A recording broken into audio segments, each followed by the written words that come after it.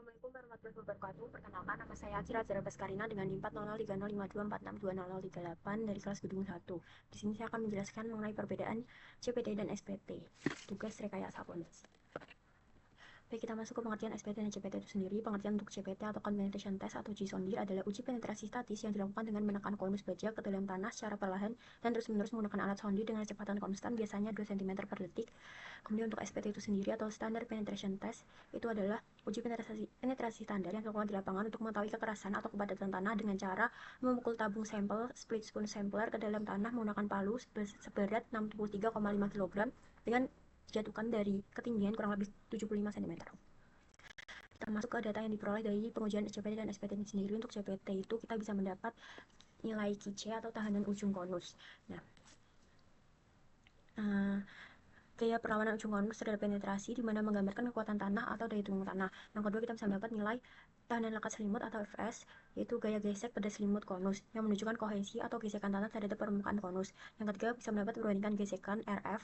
Ini bisa kita hitung menggunakan rumus Fs per Qc kali 100%. Ini menunjukkan jenis tanah dominan pada pasir, lanau, atau lempung. Kemudian kita bisa mendapat nilai U atau tekanan pori apabila menggunakan CPTU. Ini untuk menggambarkan permeabilitas dan drainase tanah. Kemudian kita juga bisa mendapatkan nilai kedalaman penetrasi untuk mengetahui lapisan tanah dan perubahan karakteristik tiap kedalaman tanah. Dari SPT sendiri kita bisa mendapat nilai pukulan N atau SPT N value, jumlah pukulan, digunakan untuk menilai kepadatan relatif tanah pasir atau konsistensi tanah lempung.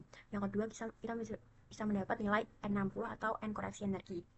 Nah, ini nilai N yang sudah dikoreksi terhadap energi, kedalaman, dan tekanan overburden. Kemudian kita juga bisa mendapat sampel tanah terganggu.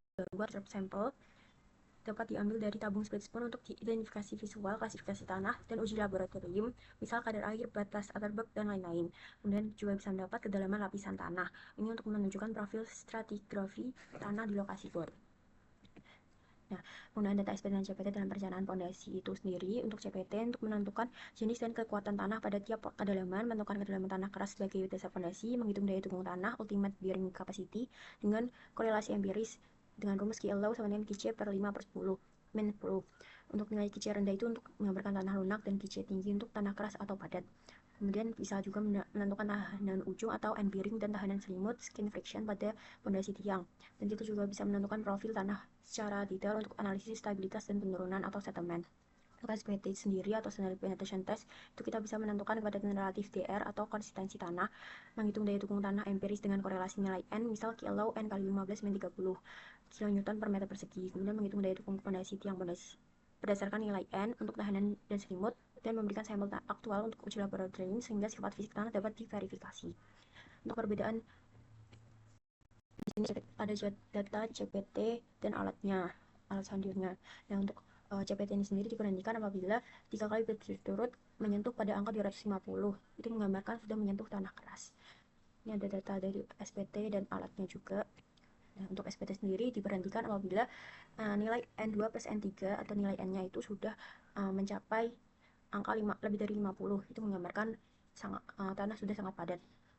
Untuk perbedaan kedua hasil pengujian itu, untuk metode pengujian CPT menekan konus logam ke dalam tanah secara statis atau tekanannya konstan. Untuk SPT menjatuhkan palu 63,5 kg dari ketinggian kurang lebih 75 cm ke tabung sampel secara dinamis atau dipukul. Untuk data yang diperoleh untuk CPT itu mendapat KC, Fs, RF, dan U. Untuk SPT sendiri mendapat nilai SPTN, sampel tanah terganggu untuk uji lab. Yang ketiga, ada jenis data yang diperoleh. Untuk CPT itu sendiri, data yang dihasilkan kontinu dan lebih akurat. Untuk SPT, data interval tiap kedalaman tertentu. Untuk hasilnya, CPT itu tidak mengambil sampel tanah dan hasilnya cepat dan rinci, profil tanah kontinu. Untuk SPT itu memberikan atau menggunakan sampel tanah asli, sifatnya lebih empiris, umum, dan mudah dilakukan. Kemudian kegunaan utama CPT itu menentukan profil tanah, daya dukung tanah atau pondasi tiang, dan lapisan keras. Untuk SPT itu menentukan daya dukung empiris dan klasifikasi tanah. Yang keenam, parameter yang dihasilkan untuk CPT itu kekuatan geser tanah, jenis tanah, daya dukung tanah, dan SPT itu kepadatan relatif atau pasif, dan konsistensi atau liquid. Untuk kesimpulannya, CPT memberikan profil kekuatan tanah secara kontinu, ideal untuk menentukan lapisan keras dan kapasitas dukung pondasi tiang. Sedangkan data SPT memberikan nilai empiris N dan sampel tanah berguna untuk klasifikasi tanah secara verifikasi hasil laboratorium.